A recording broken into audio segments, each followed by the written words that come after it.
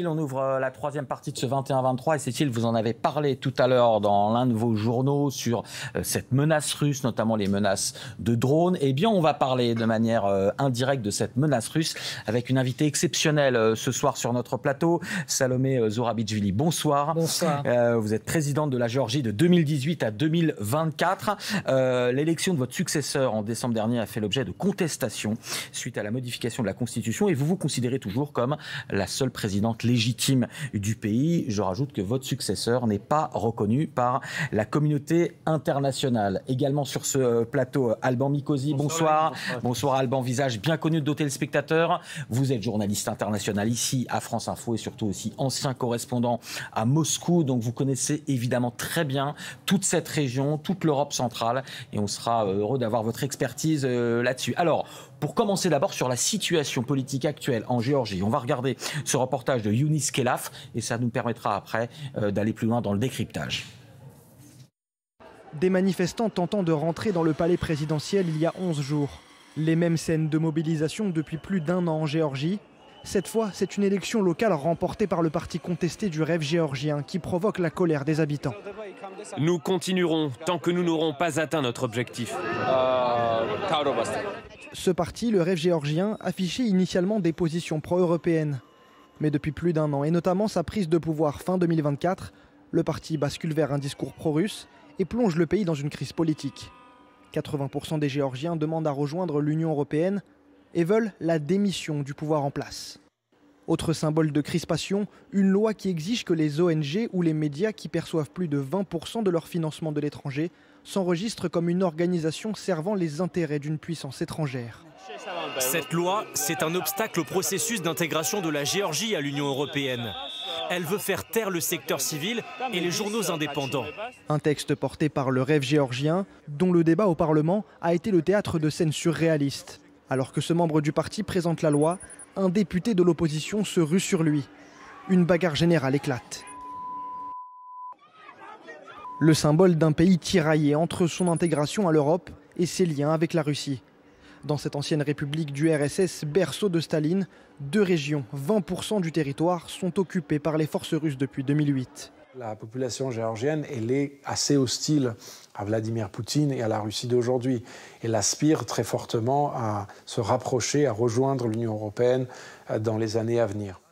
Depuis décembre 2024, le pays est dirigé par l'homme d'extrême droite Mikhail Kavelashvili, à la suite d'une élection très contestée reconnue par Moscou et Pékin, à l'inverse de l'Union européenne. La présidente sortante Salomé Zourabichvili a déclaré qu'elle resterait à son poste après la fin de son mandat, jugeant le Parlement illégitime. Eh bien justement, Madame la Présidente, vous vous considérez toujours la présidente légitime de Géorgie et on le voit avec une population géorgienne qui aspire à l'Europe en majorité, mais là qui est contrariée par quoi? Par appelons-les des ingérences russes? Par les ingérences russes et par un régime qui est devenu un régime proxy qui représente les intérêts russes en Géorgie. Et donc on a ce cas de figure un peu différent et en même temps très parallèle à ce qui se passe en Ukraine. En Ukraine, c'est la tentative militairement de reconquérir l'influence de la Russie sur l'Ukraine entièrement et sur sa souveraineté. En Géorgie, c'est sans moyens militaires, avec des moyens indirects, mais par le biais de cette équipe qui est au pouvoir aujourd'hui, qui est arrivée comme étant soi-disant pro-européenne et qui est devenue tout d'un coup, à la surprise de la population, qui est devenue une équipe pro-russe qui répète les mêmes slogans que ceux que l'on entend à Moscou. Exactement, un jour, on a l'un des leaders, Peskov ou un autre, qui dit quelque chose à Moscou et le lendemain, on a la même chose en version géorgienne. On a des attaques extrêmement virulentes. Qui est le porte-parole du Kremlin. Hein. Voilà. Et on a des attaques extrêmement virulentes contre l'Union européenne, qui est présentée comme une bureaucratie pire que la bureaucratie soviétique de l'époque. Ce sont les mots de... Et qu'est-ce qui s'est passé si cette formation rêve géorgien était au début plutôt pro-européenne? En tout cas, elle s'est présentée à l'opinion géorgienne comme pro-européenne, à moi aussi, quand ils m'ont soutenue comme candidate à la présidence à l'époque, donc il y a 7 ans. Et tout le monde, et les gens qui étaient dans la coalition d'origine du rêve géorgien étaient pour beaucoup des pro-européens qui ont quitté depuis le rêve géorgien. Qu'est-ce qui a fait cette mutation particulière? Est-ce que ce sont les pressions russes, des gens qu'ils avaient déjà dans ce groupe, dont M. Ivanishvili? Tout ça, c'est très compliqué. D'un milliardaire géorgien dont la fortune est estimée supérieure au PIB de son propre pays. Ça, c'est cette personne dont vous parlez, c'est celle qui a créé et financé le parti Rêve géorgien. Le Rêve géorgien. Et qui a fait sa carrière et sa fortune en Russie auparavant. Alban, justement, vous connaissez très bien. Pour expliquer à nos téléspectateurs, on ne sait pas exactement ce qui s'est passé, mais est-ce que les Russes, vous les avez fréquentés, vous avez habité en Russie des années, est-ce que les Russes sont réputés pour ça, pour des infiltrations, petit à petit, retourner des gouvernements, des opinions, Bien des sûr, ingérences? leur objectif, c'est de contrôler un certain nombre de proxys. C'était le cas de l'Ukraine, il ne faut pas l'oublier, avant la révolution dite de Maïdan, c'est-à-dire jusqu'en 2013, où le pouvoir ukrainien ne faisait rien qui puisse, on va dire, contredire gravement les intérêts de Moscou, à tel point que c'est un peu la même histoire, lorsque le pouvoir ukrainien a proposé un plan pour se rapprocher de l'Europe, puis l'a retiré très très vite, eh bien la population n'a pas compris, la population était dans la rue. La population de votre pays aujourd'hui, elle est nombreuse encore à manifester, plusieurs dizaines de milliers de personnes très régulièrement. Et au-delà de ceux qui sont dans la rue tous les jours, depuis maintenant 322 jours, ça sera bientôt l'anniversaire des 1 an. Au-delà des activistes, je dirais, qui prennent sur eux d'être tous les jours présents, très pacifiquement. Ce que l'on a vu là, c'était un scénario un peu provoqué. Pour parler clairement, il y a eu une tentative de prise du palais présidentiel le week-end dernier. Vous estimez que ce ne sont pas de vos partisans qui ont fait ça, mais plutôt des gens manipulés ? Un petit peu manipulé, un petit peu provoqué et surtout absurde, parce que ça n'avait aucune raison d'être, sauf une seule raison véritable qui sert le pouvoir, qui est de discréditer ce mouvement de résistance très pacifique. Que l'on voit maintenant à l'image, qui est un mouvement et dans la rue, de calme et de dignité. Il n'y a jamais eu la moindre violence, du côté en tout cas des manifestants. Il y a eu beaucoup de violence de la part des policiers au début en tout cas. Mais du côté de la manifestation, éminemment pacifique. Et ça, c'est ce qui fait sa force dans le pays. Et au-delà des gens qui manifestent, il y a une population qui, à 80%, reste pro-européenne, dont certains peuvent voter pour le parti au pouvoir pour d'autres raisons. Mais cette volonté pro-européenne, moi, je suis persuadé qu'elle existe aussi chez la majorité des dirigeants du rêve géorgien. Pas tous, mais chez une grande majorité, mais qui, pour des raisons qu'eux seuls connaissent, sont aujourd'hui en train d'appliquer des méthodes, des discours qui viennent du nord et du froid. Alors, je disais en annonçant cette page dans l'émission que votre pays, Madame la Présidente, la Géorgie, avait vécu avec quelques années d'avance ce qui arrive à l'Ukraine aujourd'hui avec une invasion en 2008. On s'en rappelle plus forcément beaucoup maintenant que l'actualité ukrainienne est là. Mais en 2008, notamment en Ossétie du Sud, la Russie veut reconquérir ses territoires. Il se trouve qu'à l'époque, j'étais justement reporter, j'étais sur place, j'ai couvert cette guerre en Géorgie avec Yann Moine. On va regarder un extrait donc d'août 2008 parce qu'après je vais vous faire réagir sur quelque chose. Regardez. Un char de la colonne vient d'être anéanti. Sur notre route, c'est la débandade. Pêle-mêle, en panique, blindés de l'armée géorgienne et voitures de civils foncent ensemble avec un seul mot d'ordre, sauf qui peut. Les soldats géorgiens sont extrêmement tendus. Certains nous braquent nerveusement pour que nous ne filmions pas cet humiliant repli. Dès le début d'après-midi, ces soldats géorgiens battaient en retraite du front, à pied. Nous sommes à la frontière avec l'Ossétie du Sud. Et les Russes sont là, à quelques kilomètres, pilonnant les positions géorgiennes. Ce quartier résidentiel a été dévasté par l'aviation russe. Profitant d'une accalmie, quelques familles qui avaient fui sont venues rechercher ce qu'il leur reste. 3 bombes sont tombées sur notre quartier. J'ai survécu parce que nous n'étions pas là. Mais tous les habitants qui étaient chez eux sont morts, ceux qui étaient dehors aussi. Et après, tout était en flammes. Voilà, des images, ça c'est à Gori, qui rappellent ce qu'on voit en Ukraine aujourd'hui.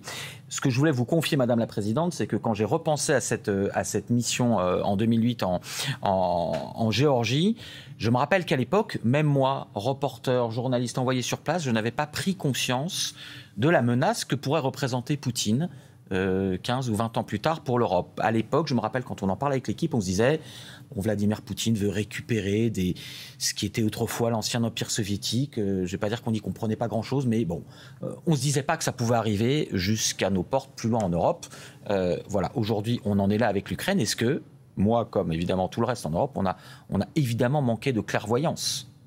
Oui, parce que la Géorgie, c'est un petit pays, un peu plus loin que l'Europe immédiate, je dirais, et qu'on a tendance à ne pas voir que la Russie utilise ce petit pays comme test. C'était d'ailleurs le cas déjà du temps de l'Empire russe, mais on ne va pas refaire l'histoire complète. En tout cas, 2008, c'était très clairement le test de l'agression militaire. D'ailleurs, après l'opération en Géorgie, la Russie a revu son cahier de stratégie militaire. Elle a fait des réformes avant de passer à l'attaque en Crimée en 2014, puis l'offensive générale sur l'Ukraine en 2022. Donc le test de l'agression militaire, il était là. Aujourd'hui, la Russie est en train de tester autre chose parce qu'elle a vu en Ukraine que sa stratégie militaire, ça ne marche pas, ça coûte très très cher, et que ça ne donne pas le résultat de prendre Kiev en 3 jours, ni de faire fuir Zelensky. Et donc, il faut passer peut-être à autre chose. Et ce qui se passe en Géorgie, c'est-à-dire comment est-ce qu'on peut, à moindre coût, reprendre un pays, capturer un État. Et ça, c'est en train de se faire en Géorgie, parce que Poutine, ce n'est pas un chef militaire, c'est un ex-dirigeant du KGB, et il n'y en a pas d'ex, comme on sait. Oui. Et donc, il connaît très bien toutes ces manipulations, les manipulations d'élections, l'utilisation de groupes subversifs, la propagande intense, une propagande que jamais je n'aurais cru que ça aurait pu marcher en Géorgie, de dire en Géorgie que ceux qui veulent ouvrir un deuxième front pour la guerre, ce sont les Américains et les Européens, quand toute l'histoire de la Géorgie, c'est une Russie qui lui fait la guerre, et que ça peut marcher, eh bien ça a marché un peu, en tout cas suffisamment pour... Donc tout peut marcher dans d'autres pays qui connaissent beaucoup moins, qui ont eu moins d'expérience de cette propagande russe. Nous avons vécu dedans. Ce n'est pas le cas de pays comme... la France, l'Espagne, l'Italie. Alors justement, avant qu'on en vienne à la France, juste un petit mot sur des États ex-membres de l'Union soviétique. Est-ce que vous êtes inquiète pour la Moldavie, les États baltes? Est-ce que des scénarios comme celui qui se passe en Géorgie, une espèce de guerre hybride et permanente, peuvent se produire? Non seulement ils peuvent se produire, ils se sont produits. Il faut dire que quand on a eu les élections en Géorgie en octobre 24 et que j'ai annoncé tout de suite qu'il y avait eu une opération russe sur ces élections, on m'a dit il faut apporter des preuves. On n'a plus demandé de preuves en Moldavie ni en Roumanie parce que c'est devenu très clair. Et c'est pas seulement la Roumanie, la Moldavie, c'est aussi la République tchèque. C'est beaucoup d'autres endroits, en Pologne également. Partout, on a vu à différentes dimensions. Est-ce que la France sera concernée un jour? Est-ce que les Russes ont un intérêt à soutenir quelques candidats, que ce soit en France? Mais sûrement.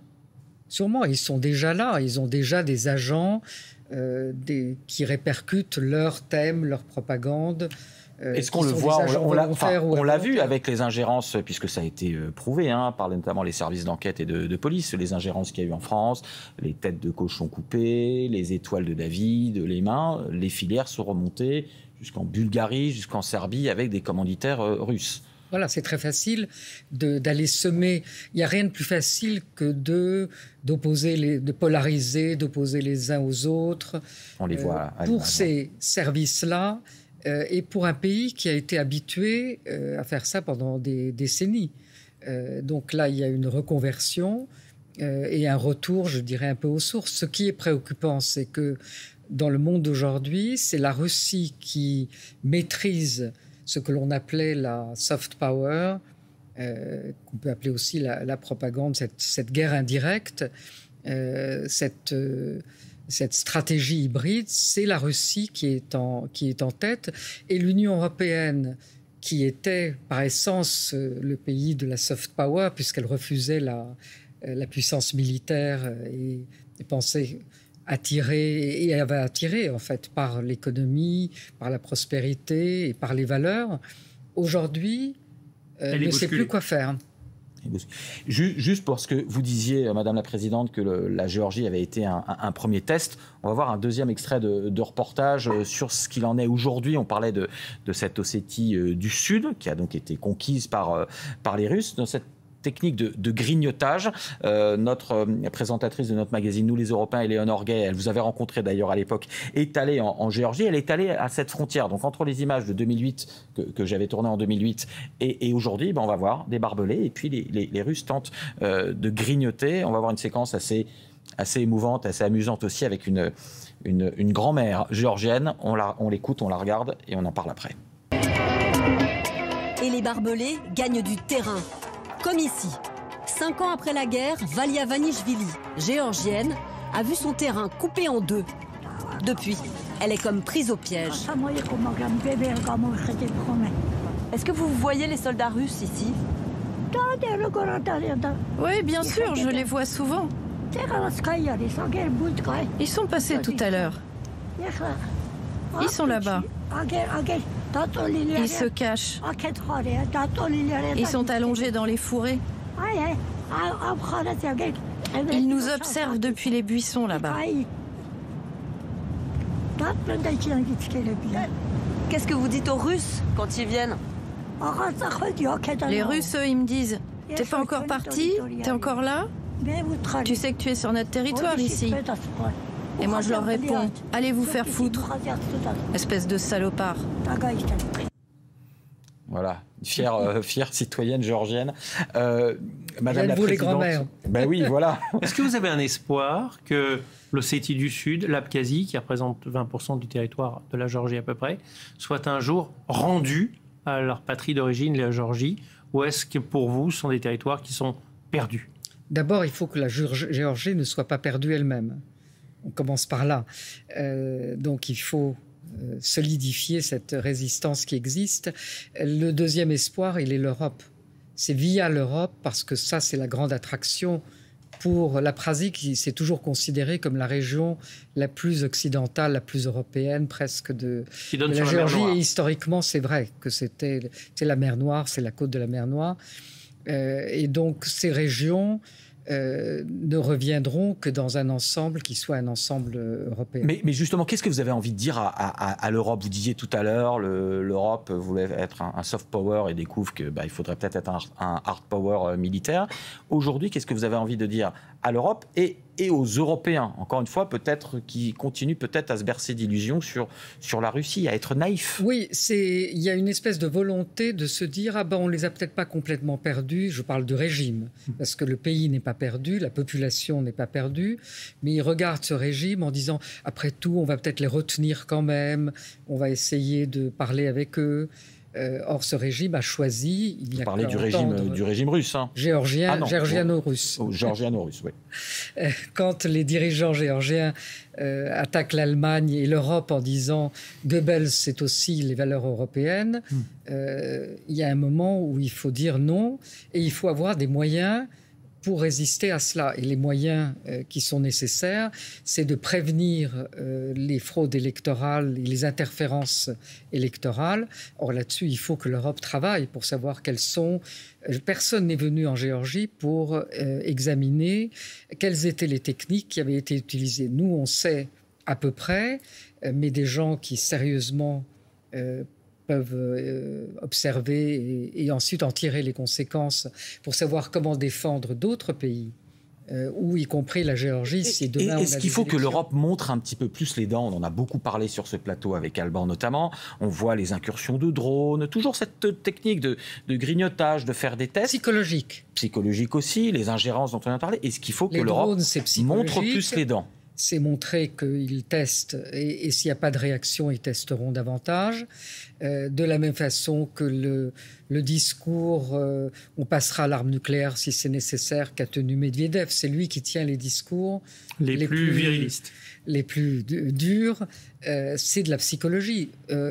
Poutine est quelqu'un qui joue la pression psychologique, la propagande. Ce n'est encore une fois pas un chef militaire, c'est un mauvais chef militaire.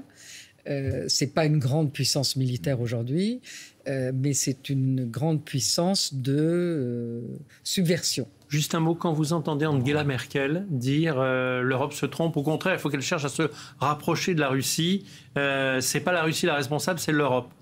Qu'est-ce que vous lui répondez ? Le mot de la fin. On a entendu ça pendant 30 ans. C'était on va amadouer et persuader la Russie par l'économie et par la gentillesse de ne plus être un empire. La Russie cessera d'être un empire quand elle cessera de contrôler des territoires qui ne lui appartiennent pas. Ou qui ne lui appartiennent plus. Merci beaucoup, Madame la Présidente. C'était passionnant. Alban, merci pour votre expertise. On vous retrouvera à ce fauteuil à la présentation de l'émission la semaine prochaine. Tout de suite, le journal Météo Climat. À 23h, vous retrouvez Julien Benedetto. À demain pour un nouveau Sur le terrain.